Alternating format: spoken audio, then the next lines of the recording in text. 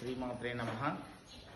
శక్తిపీఠం సురభి గోశాల నారాయణపేటలో నిర్వహిస్తున్నటువంటి గోశాలలో సుమారు 40 ఆవులను పోషిస్తున్నాము.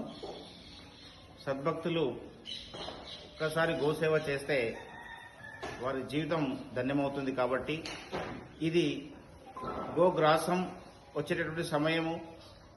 సద్భక్తులు ఎవరైనా సరే గోగ్రాసాన్ని నారాయణపేట శక్తిపీఠం సురభి గోశాలకు డైరెక్ట్గా తీసుకొచ్చి ఇవ్వవచ్చును.